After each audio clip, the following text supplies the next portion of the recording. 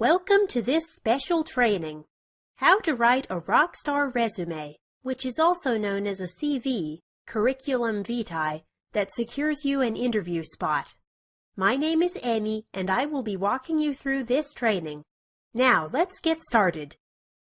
In this training, you'll learn how to write a rockstar resume without a struggle, how to transform your resume and sell yourself to a potential employer, the key qualities your potential employer wants to see on your resume, tricks for writing a high-profile resume that secures you an interview, plus lots more.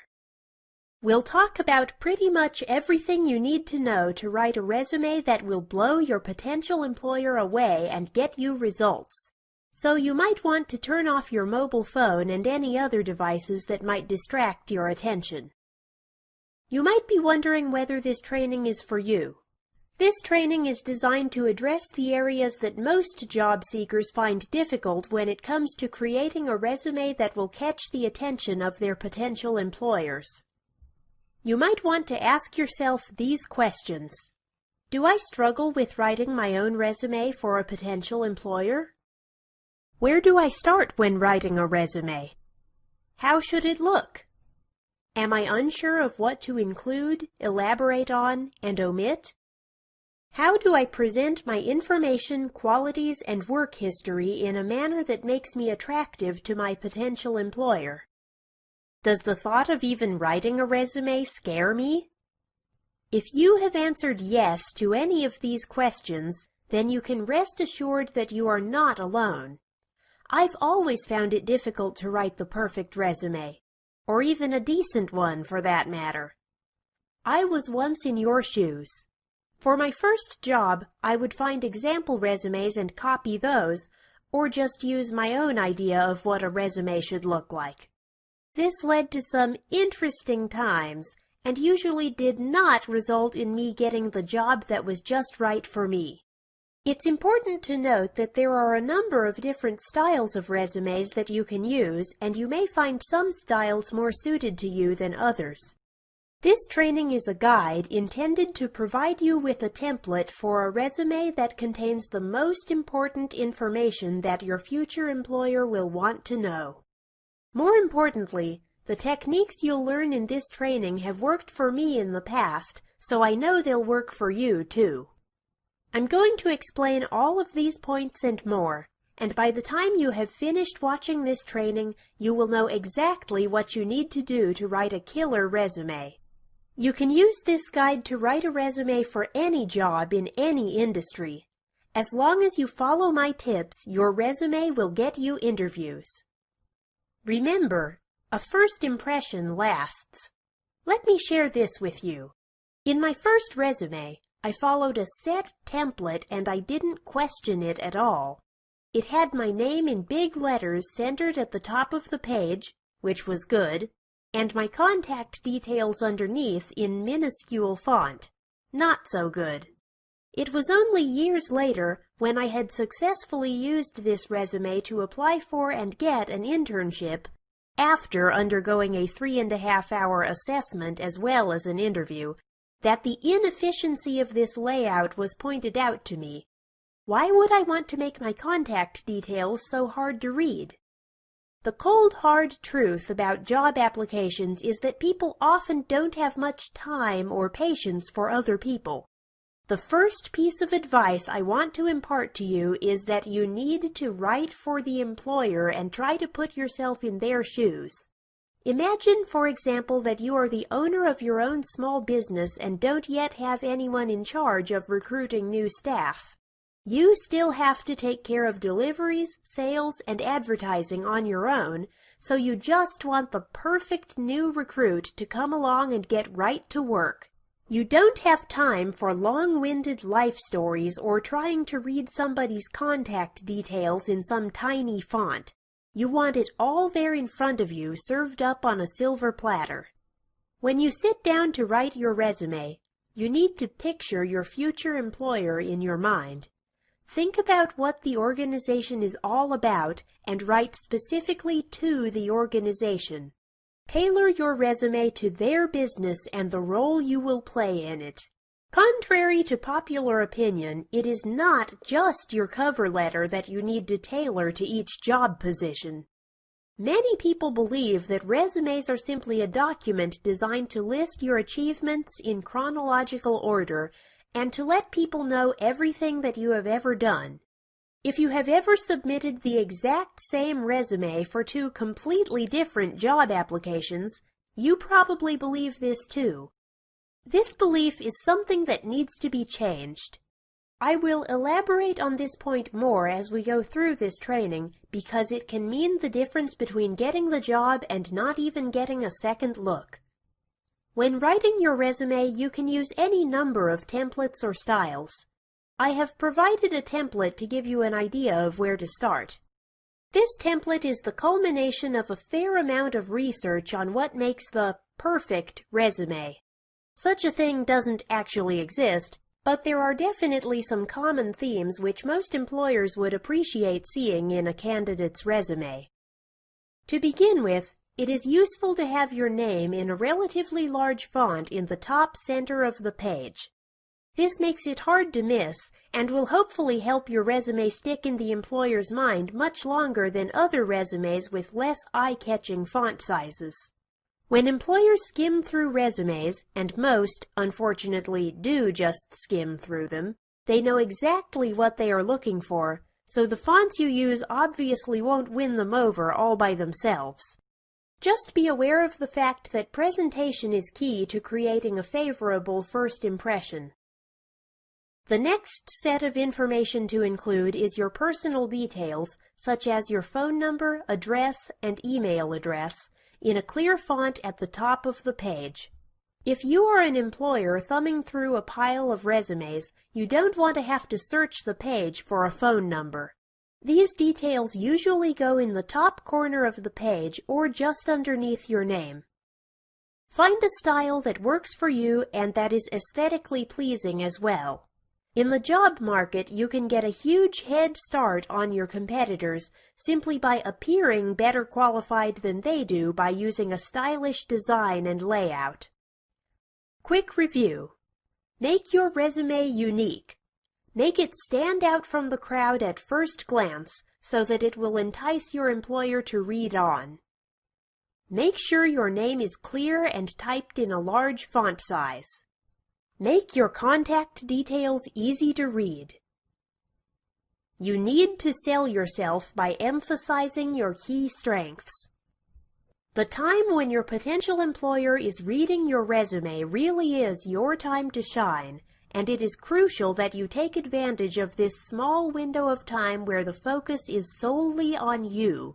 However you feel about yourself, and however unsure or embarrassed you may be about doing this, you need to sell yourself.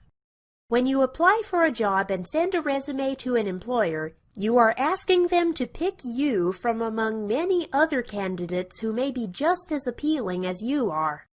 We all know how tough the job market currently is, and has been for a while, and because it may not change for some time, we need to adapt to our surroundings and toughen up. I don't want you to apply for a job and come across like you're ready for a fight, because that really wouldn't go over well. But it is important to realize the gravity of the situation and that you really do need to push yourself ahead of the pack. It's almost a primal feeling. There are more candidates than positions, so you have to give each application your best shot. Are you feeling revved up and ready to go yet? Good! You'll need to, because the first section you should include underneath your name and contact details is your key strengths. A simple section heading saying Key Strengths with about 6 bullet points will suffice, and will give your potential employer a number of reasons why you should get the job right off the bat.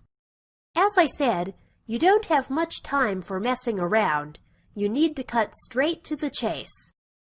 On this note, I want to assure you that you need not be alarmed or scared about appearing to be a pushy person on your resume when that is just not you. Once you've passed the first stage of the job application process and are invited in for an interview, You'll be able to speak to your potential employer or recruitment professional and have a much more personal interaction. Your resume is simply a vehicle to make you stand out from the crowd and to move you on to the interview stage. You'll have time to elaborate later, but for now it's vital to just get down to business. So what do I mean by key strengths? As I said, this all depends on the job at hand. Whether you're applying to be a fashion intern or a truck driver will clearly have some influence on the traits that would be useful in your line of work. Refer to the job advertisement and try to demonstrate that you have the desired traits that it outlines. This will also illustrate that you are competent at responding accurately to the requirements of a task and are a good listener. The better the case you can make for yourself, the more quickly your future employer will realize that hiring you is a no-brainer.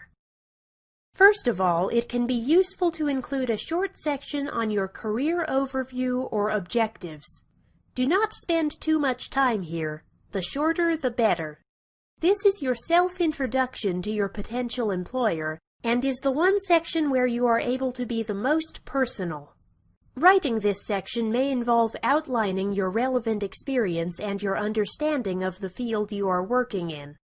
I see this section as a mini-biography wherein you not only detail your skills, but describe the situations you thrive in and personally enjoy. Examples of a career overview. With 3 years of retail experience, I understand the importance of customer service. Having worked in the manufacturing industry for 20 years, I enjoy working as part of a team and enhancing my relationships with others. Examples of career objectives. I am looking to obtain an ABC position at XYZ company, where I can use and further my management skills and training experience. I am seeking a challenging management position in a sales environment where my 10 years of experience as a sales assistant will help others to reach their targets. We all have strengths and weaknesses, and as adults, it's useful to be aware of them. Even this knowledge is a strength. Here are a few examples which may give you ideas for traits you can mention. Examples of key strengths. Tenacious and committed. Outgoing and friendly. Insightful and adept at communicating with others. These are 3 pairs of strengths which often go hand in hand. You need to identify 4 character traits or skills which you have displayed in your working life. It's important here that you relate the skills back to a real example. For instance, I have demonstrated commitment and responsibility by opening and closing the shop and managing other staff. The more closely you can relate your strength to a relevant experience, the better. As you will learn throughout this training, there are a number of different ways to structure a resume. The introductory career overview or objective section is the one section outlined in this training that is optional. You may not feel comfortable including it, or it may not be necessary for a particular job. If you do use it, be sure to tailor it for each job you apply for and keep it short and sweet. As I've mentioned, how effective your resume is depends heavily on its appearance, and that includes the phrasing of your sentences.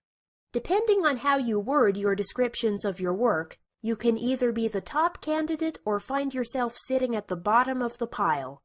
It's all in the wordplay. The trick is to realize what the employers are looking for and to simply give it to them. As I said previously, more isn't always better. Quick review. Summarize your key strengths succinctly and relevantly. Respond succinctly and specifically to the job advertisement.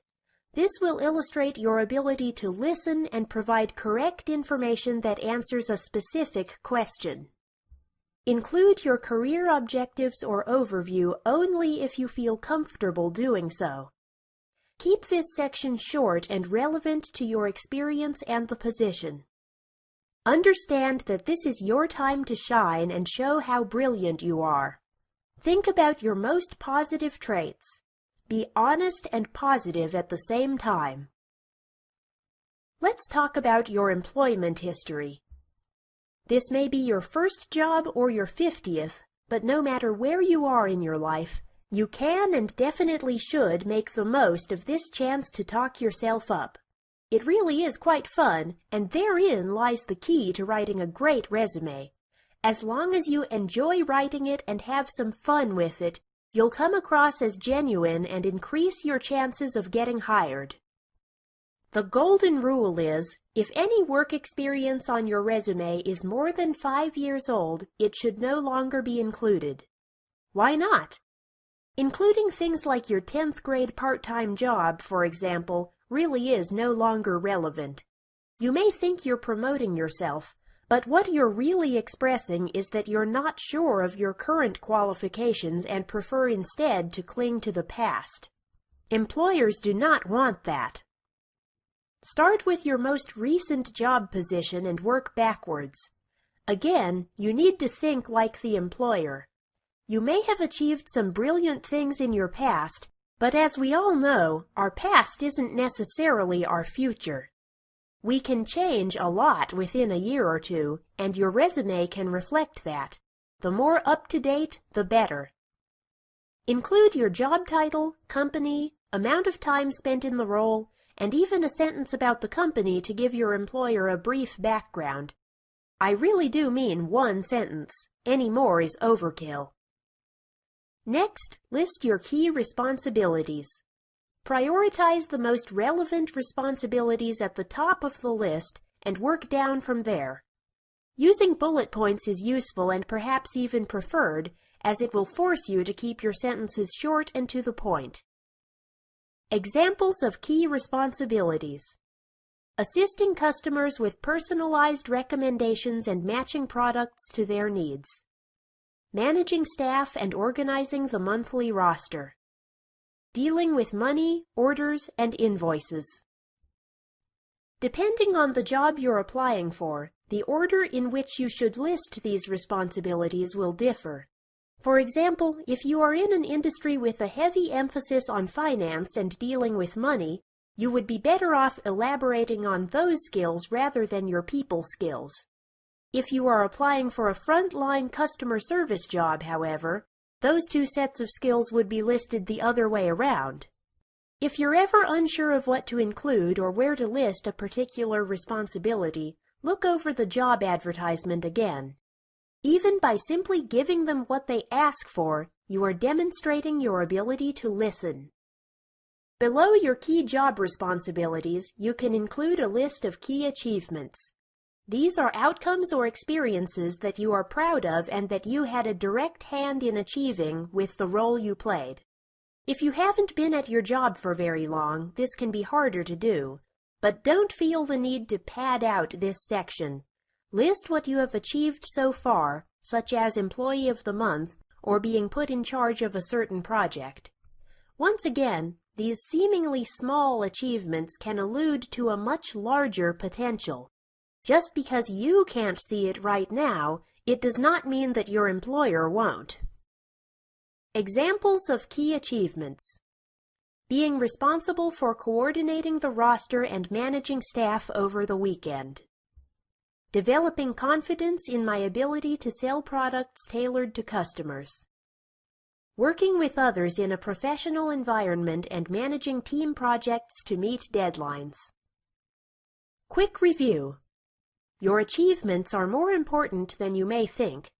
Even if you don't think they amount to much, your employer will. Keep your role duties and responsibilities to a minimum. Give a brief outline, but focus more on your achievements. Start with your most recent experience and work backwards. Current information is best. When it comes to your education, how far back do you go? Well, think back to your high school days. Do you remember competing to be at the top of your class and constantly winning every math competition?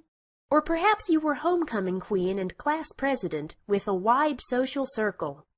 We are taught from a very young age to aim high in life, and this often causes some confusion when applying for jobs. Why wouldn't an employer want you if you were at the top of the class in all your subjects? Well, the honest truth is that your school experience is largely irrelevant when you start work. You may have gone through some tough times in high school, but it is important to understand that what you did or didn't achieve in school isn't quite so important now. So, when writing your resume, you may be wondering what you should or shouldn't include from school. Firstly, this depends on your age. If you are still in school, then your school experience is relevant, and you should include your school or college details, as well as your chosen course of study. Any achievements that are relevant to your current situation and the job you're applying for, such as class awards, research grants, or student prizes, should be mentioned. However, if your college days are a distant memory, it is enough to simply put your college's name, your course of study, and the dates. Once you are well out of tertiary education, it is no longer important to include details about things you accomplished in school. It just doesn't matter, and it takes up precious resume room. My rule of anything older than 5 years is out applies here, too. Unless a certain qualification is very relevant to the job at hand, don't include it. If it demonstrates a clear commitment to your industry, however, you may deem it relevant and beneficial. But when you include something from so long ago, it can tell your employer that you haven't done much worthwhile since, and that's not a message that you want to convey. It's important to be proud of your achievements and your current path. If you are studying for a fine arts degree and are applying for a job in fashion, it may not be the perfect fit, but you can work with it and persuade your employer that it will be beneficial to them. For instance, highlighting your creativity, your ability to create something out of nothing, and your commitment to one of your passions can certainly work in your favor. It all depends on your perspective and what you express to your employer. So if you are still studying or have only recently left college, express your achievements with pride. If it has been more than 5 years since you were in school, use examples of your achievements from recent years to illustrate what a great person you are. If you are having trouble thinking of recent examples of your skills, it may be worthwhile to discuss it with a friend or family member. Often we are unable to see the value in our own achievements, and you may not realize how important your experience is until someone has pointed it out to you. Quick review. Only include relevant information. If it's older than 5 years, omit it. Be proud of your achievements and your current situation. If you can relate your course of study to the job you are applying for, go for it. Ask a trusted friend or family member for their opinion about what experiences you should include. Let's move on to personal interests you might want to add to your resume. The interests section is a contentious part of any resume, and once again, relevancy is the key.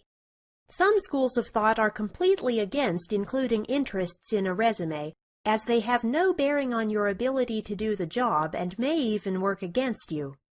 Others, however, feel that including your hobbies may personalize you and make you seem more approachable and human. And that is always a good thing when reading through a ton of applications. The way I see it, you need to find a balance between expressing yourself and overstepping the boundaries. For instance, I don't think any employer wants to know about your penchant for collecting cat statues or your enjoyment of water aerobics classes. This is truly TMI, too much information. Absolutely do not include anything illegal, and I would steer clear of any dangerous or thrill-seeking activities too. Although it's important to express yourself and be honest about who you are, it's also important to remember that you are functioning in a professional realm and must act accordingly. Once you are past the initial application stage and reach the interview, it will become much easier to let your true self shine. Giving hints about your personality on your resume is fine, but only as long as those hints lie within the boundaries of professional behavior. So what should you include? Please don't be scared by this list of don'ts. I've just heard too many horror stories of poorly judged and unfortunate inclusions on resumes that have led to terribly embarrassing situations. I do not want this to happen to you. But because you will be working with the company or people who assess your resume, it's valuable to convey an honest and interesting picture of yourself. False advertising never goes over well, and the truth is always so much more interesting anyway. Examples of interests: playing music, travel, writing or blogging, sports. These are simply a few politically correct examples you may wish to include in your interests section. Once again, it is perfectly fine to use bullet points and to keep these to a minimum. This section is purely gratuitous and gives your employer a better idea of you as a person. I advise including it toward the end of your resume, as your hobbies are, unfortunately, not your employer's main interest. But you never know. If you write about your love of stamp collecting and your employer happens to be an avid collector, your interests could do wonders for your job outcome. Quick review. Keep your interests section short and sweet. Be honest about who you are, as it will make you seem more human in what can often be a distant and impersonal experience. Don't include anything illegal. Let's talk about choosing your references. Whom you choose to use as a reference on your resume can really make or break your job application. You may be lucky and have a stack of kindly ex-employers to choose from, or you may be unsure of who to include. Your potential employer will call and speak to your references, so do choose carefully. Think back to all of the professional authority figures you have worked with. It's okay to include volunteer managers or coordinators in this section, as you have most likely worked with them in a professional capacity and demonstrated transferable skills in your volunteer role. You also do not necessarily need to include your direct supervisor if you have worked with numerous bosses. It is very important to choose references with whom you get along well and who have honestly been impressed with your work ethic. To help yourself along, it is important to inform your reference of his or her inclusion on your resume. It is a strange but true fact that many people list references without actually consulting them first. This hinders you in more ways than one. It not only causes your reference some embarrassment, but also does not allow him or her to discuss your strengths in relation to the specific job you have applied for. Plus, it makes you look disorganized to your potential employer. Once again, it all depends on the job. If you list a former volunteer coordinator as a reference for a business role, the skills and experiences they talk about may not be the most fitting, and may not provide the employer with a real sense of security about your position in their workplace.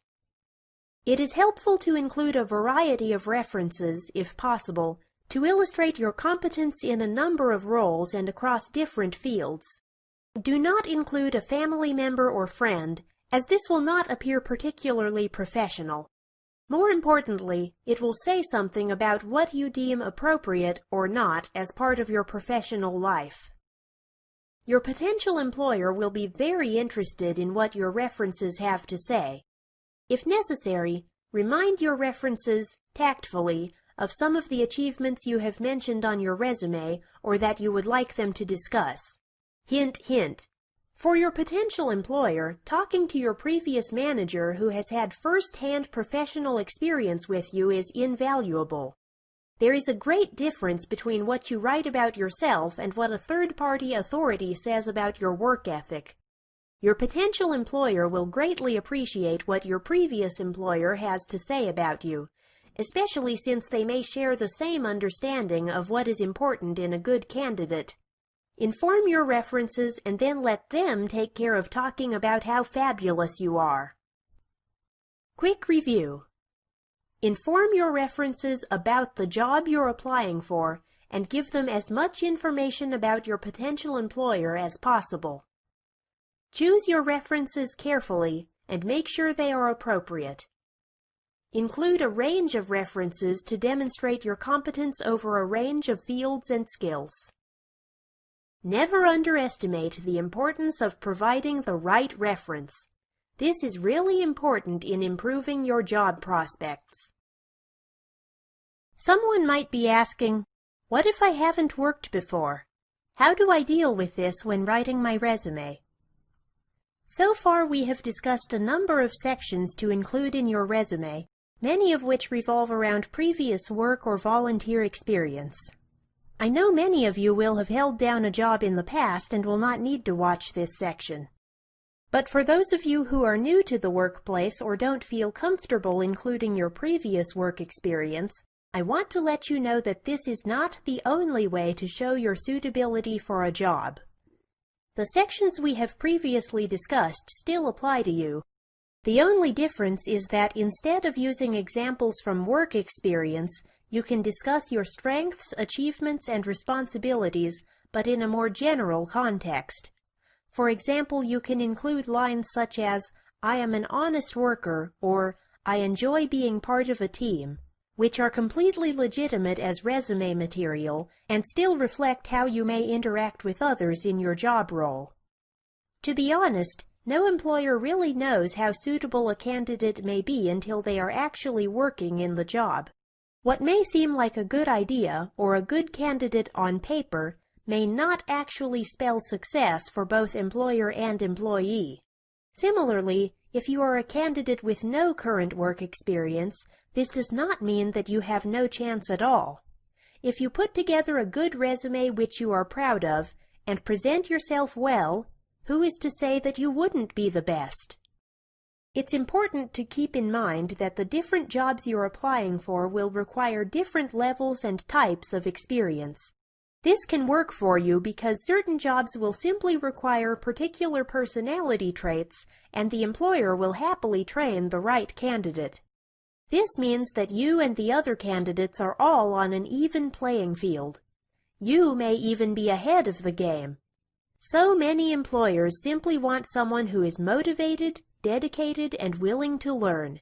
They will do the rest. If you give them this, they will take a chance on you, train you up, and teach you to become a better worker. Also, remember that you have a lot to offer. Just because you may not have the most experience, do not discount what you do have. Everyone has to start somewhere, and even those people who seem like they are a pro, so to speak, at applying for and getting jobs were once inexperienced novices. It is best not to compare yourself, because if you are unsure of yourself already, comparisons and negative self-talk will only make it worse.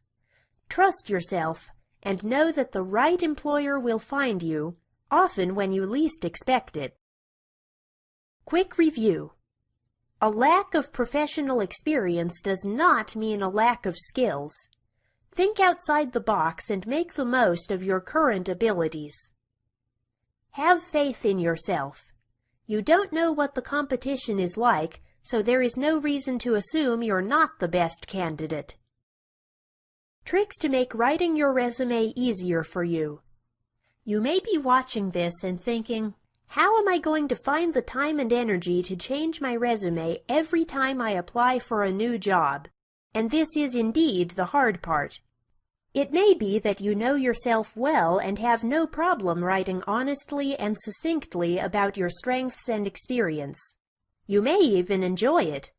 But knowing what to add or remove for each job application is tough and can be exhausting. Have a base copy prepared. I find that having a base resume helps ease the load. Save a copy of a general resume which you can tweak for each application, but never override the original. Think of it as a blueprint to work off of each time.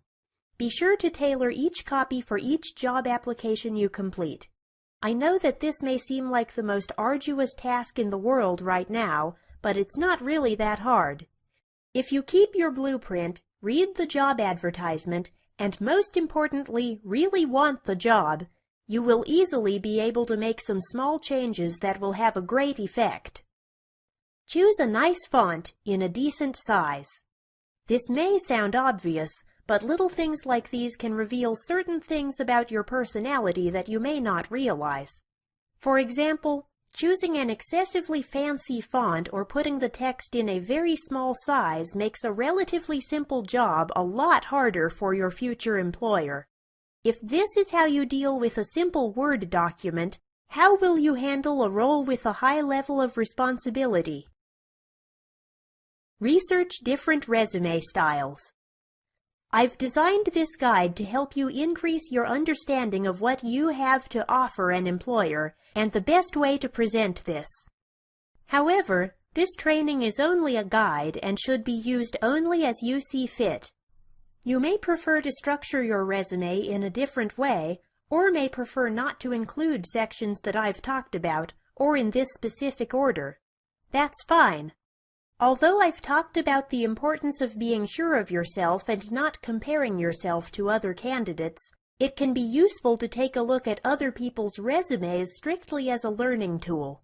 See what other people do, or don't do, and decide what you like best. Ultimately, your resume is a reflection of you, so you get the final word on what goes on it. Learn to keep your resume short. How many pages should your resume have? I say no more than 2. I know I've labored this point a few times during this training, but the employers do not have much time. This means that both the length of the resume as a whole and the length of each paragraph should be kept to a minimum. Keep your paragraphs short and your sentences shorter. If you can show how fabulous you are in less than 2 pages, that shows another skill that you don't necessarily need to write about. Show, don't tell. Things not to include. Date of birth, unnecessary. Photo, contentious but unnecessary as well. I have great communication skills. Let your writing skills demonstrate this. Employers are not allowed to discriminate against you based on your age or your appearance. But if you include these details willingly, they may subconsciously jump to an unflattering conclusion about the type of person you are. We do not want this, so let your strengths and writing skills speak for themselves. Adding the finishing touches to your resume. It is essential that you proofread your resume. Now that you've finished the bulk of the document, it's time to do a little bit of checking and cleaning up. One of the most important things about your resume is that it makes sense. This may sound surprisingly simple, but people often overlook this fact and wind up with a convoluted, complicated mess, and that's not what I want for you. One of the biggest tips I can give you is to be very careful about including the phrase, "I am a good communicator." This is a loaded phrase as it sets the bar very high for your whole resume. If you have put yourself out on a limb by stating this, and then proceed to write long-winded, irrelevant, and unclear sentences, you've just demonstrated that not only do you not actually communicate well, but also that you lack insight and self-awareness. To avoid these pitfalls, it is crucial to proofread. If you are even a tiny bit unsure about a certain phrase or section, ask a friend to read it over and give you their honest opinion. Usually, if you are unsure about something, it's for a good reason. It may just need a little bit of tweaking, or you may just need a fresh pair of eyes to provide some reassurance. If you know that your resume has received the green light not only from yourself, but from a third party, it can boost your confidence and faith in yourself, and that is invaluable. Proofreading is important because it's a major part of the overall presentation of your resume. This is a crucial factor in the way your employer will perceive you, not only in terms of your skills and experience, but also in terms of how you view yourself. This is a big part of resume writing which many people never tell you. So much of what you say is unwritten.